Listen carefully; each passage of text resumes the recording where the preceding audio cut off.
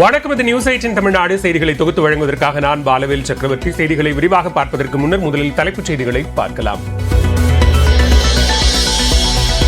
குடும்ப சண்டையில் கடந்த மாதமே விஷமருந்தி தற்கொலைக்கு முயன்ற சிவராமன் 7 நாட்கள் மருத்துவமனையில் அனுமதிக்கப்பட்டு சிகிச்சை பெற்ற விவரம் வெளியானது. சிவராமன் தனக்கு வருத்தம் தெரிவித்து கடிதம் எழுதிவிட்டுத்தான் தற்கொலை செய்து கொண்டார் என நாம் தமிழர் ஒருங்கிணைப்பாளர் சீமான் விளக்கம். சிவராமன் மரணத்தில் தனக்கு சந்தேகம் இல்லை என்றும் அவரை பிடித்துக் கொடுத்ததே நாம் தமிழர் கட்சியினர்தான் என்றும் பேட்டி.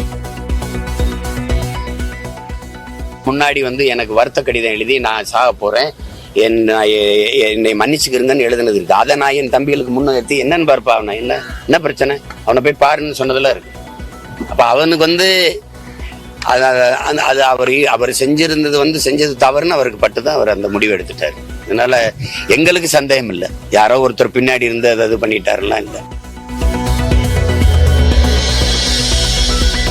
சிவராமனும் அவரது தந்தையும் கொல்லப்பட்டார்களா என பாஜக தலைவர் அண்ணாமலை சந்தேகம். யாரையோ காப்பாற்றும் முயற்சியா என்றும் கேள்வி. சிவராமன் மற்றும் அவரது தந்தை மரணம் குறித்து மக்கள் கேட்கின்ற கேள்விகளுக்கு திமுக அரசு பதிலளிக்க வேண்டும். அதிமுக பொதுச் செயலாளர் எடப்பாடி பழனிசாமி வலியுறுத்தல்.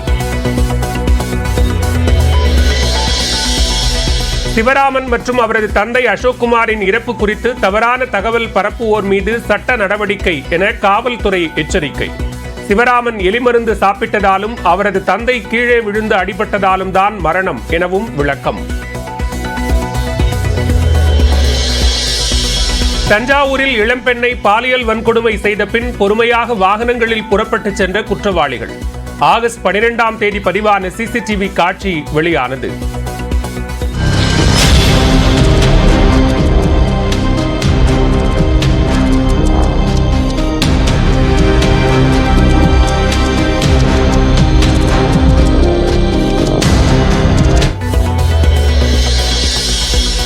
ஆம்ஸ்டாங் கொலை வழக்கில் கைதான கோபி, ராஜேஷ், குமரனுக்கு செப்டம்பர் 6ஆம் தேதி வரை நீதிமன்ற காவல். எழும்பூர் நீதிமன்ற நீதிபதி உத்தரவு. கள்ளர் சீரமைப்பு பள்ளிகளை பள்ளிக்கல்வித்துறையுடன் இணைக்கும் நடவடிக்கை எதுவும் மேற்கொள்ளப்படவில்லை. தமிழ்நாடு அரசு விளக்கம். நிதி நிறுவன மோசடி வழக்கில் கைது செய்யப்பட்ட தேவநாதனுக்கு ஜாமீன் வழங்க பாதிக்கப்பட்டோர் எதிர்ப்பு. ஜாமீன் மனு மீது ஆகஸ்ட் 28ஆம் தேதி உத்தரவு பிறப்பிக்கப்படும் என சென்னை சிறப்பு நீதிமன்றம் அறிவிப்பு. யுக்ரைன் அதிபர் ஜெலன்ஸ்கியை சந்தித்த பிரதமர் நரேந்திர மோடி.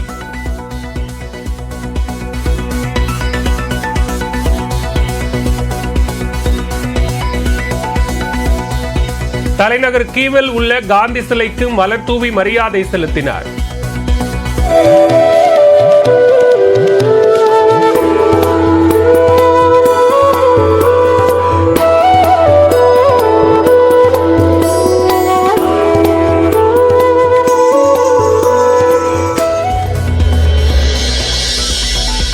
முன்னாள் அமைச்சர் செந்தில் பாலாஜி மீதான நடவடிக்கைக்கு ஆளுநர் அனுமதி தர தாமதம். உச்சநீதிமன்றத்தில் தமிழ்நாடு அரசு தகவல்.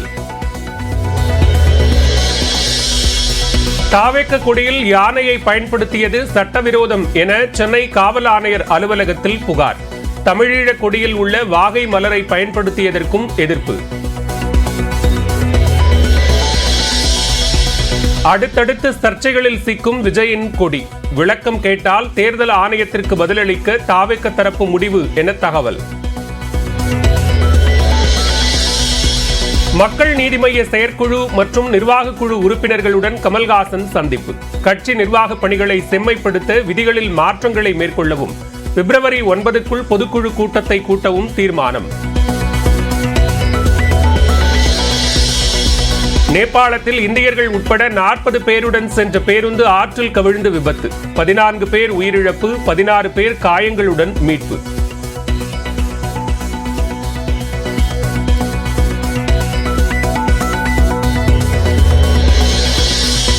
நாகை மாவட்டத்தில் விசிக கொடிக்கம்பம் அகற்றப்பட்டதை கண்டித்து எம்எல்ஏ ஆளூர் ஷானவாஸ் தலைமையில் போராட்டம்.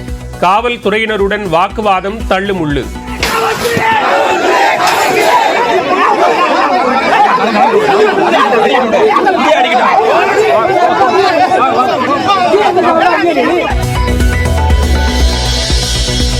காவிரியின் குறுக்கே மேகதாதுவில் அணை கட்ட சுற்றுச்சூழல் அனுமதி கோரி கர்நாடக அரசு மீண்டும் விண்ணப்பம் விரைவில் பரிசீலிக்கப்படும் என தகவல்.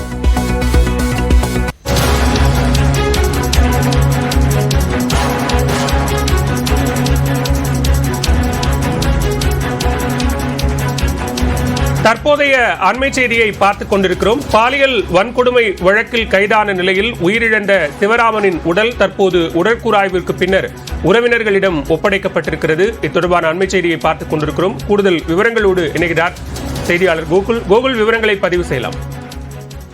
கிருஷ்ணகிரி மாவட்டம் காவேரி பட்டணத்தை சார்ந்த சிவராமன் என்பவர் பள்ளி மாணவிகளுக்கு பாலியல் தொந்தரவு கொடுத்தது தொடர்பாக கைது செய்யப்பட்டு கிருஷ்ணகிரி மருத்துவமனையில் சிகிச்சை பெற்று வந்தவர் சேலம் மருத்துவமனையில் உயர் சிகிச்சை பெற்று வந்தார். இந்த நிலையில் சிகிச்சை பலனின்றி இன்று காலை சிவராமன் உயிரிழந்தார். அவர் போலீசார் கைது செய்வதற்கு முன்பாகவே தன்னை கைது செய்து விடுவார்கள் என்ற பயத்தில் எலிமருந்து உட்கொண்டதாக அவர் காவல்துறை விசாரணையில் தெரிவித்திருந்தார். இந்த நிலையில் தற்பொழுது சேலம் அரசு மோகன் குமாரமங்கலம் மருத்துவக் கல்லூரி மருத்துவமனையில் அவருடைய உடல் பிரேத பரிசோதனைக்காக வைக்கப்பட்டிருந்தது. இந்த நிலையில் அவருடைய உறவினர்கள், அதாவது சிவராமனுடைய சகோதரி பிரேமலதா, அண்ணன் காமராஜ், உறவினர்கள் சிவகுமார், செல்வம், சிந்துபாத், ஜனார்த்தனன் ஆகியோர் சேலம் அரசு மருத்துவமனைக்கு வந்திருந்தார்கள். இவர்களிடையே சேலம் நீதித்துறை நடுவர் தங்க கார்த்திகா அவர்கள் விசாரணை செய்து அவர் முன்னிலையில் உடற்கூறாய்வு செய்யப்பட தொடங்கியது. தற்பொழுது சிவராமனினுடைய உடற்கூறாய்வு செய்யப்பட்டு தற்பொழுது உறவினர்களிடம் உடல் ஒப்படைக்கப்பட்டிருக்கிறது. தற்பொழுது அந்த சிவராமனின் உடலை பெற்றுக்கொண்டு உறவினர்கள் சேலம் அரசு மருத்துவமனையில் இருந்து கிருஷ்ணகிரி நோக்கி புறப்பட தயாராகி கொண்டிருக்கிறார்கள்.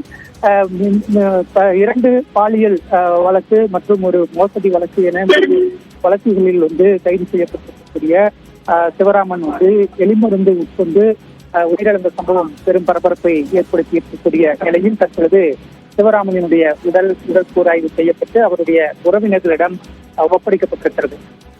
கோகுல், தற்போது பிரேத பரிசோதனை அறிக்கை எப்போது வெளியாகும்? அது தொடர்பான தகவல்கள் ஏதேனும் வெளியாகி இருக்கா? எலிபேஸ்ட் சாப்பிட்டுத்தான் உயிரிழந்தாரா என்பது தொடர்பான விவரங்கள் ஏதேனும் கிடைக்கப்பெற்றிருக்கிறதா? ஏற்கனவே சேலம் அரசு மருத்துவமனை நிர்வாகத்தை பொறுத்தவரை கிருஷ்ணகிரி மருத்துவமனையினுடைய பரிந்துரையின் பேரில் மேல் சிகிச்சை மட்டுமே அளித்து வந்ததாகவும் சிகிச்சை பலனின்றி இன்று காலை உயிரிழந்து விட்டதாகவும் பிரேத பரிசோதனைக்கு பிறகே இந்த இறப்பிற்கான உண்மையான காரணம் குறித்த தகவல்கள் வெளியாகும் என ஏற்கனவே சேலம் அரசு மருத்துவமனை நிர்வாகம் தெரிவித்திருந்தது.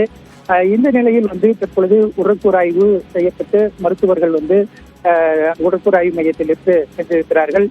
உடற்கூறாய்வு அறிக்கை இன்னும் வெளியாகவில்லை. இந்த உடற்கூறு ஆய்வு அறிக்கை வெளிவந்த பிறகுதான் இந்த உயிரிழப்பு தொடர்பான வேறு ஏதேனும் சந்தேகம் இருக்கிறதா இல்லையா என்பது குறித்து தெரிய வரும்.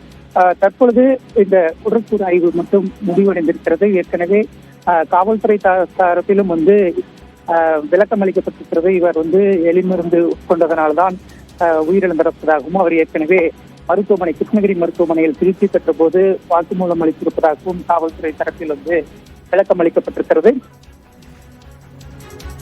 நன்றி கோகுல், விரிவான விவரங்களை பதிவு செய்தமைக்கு.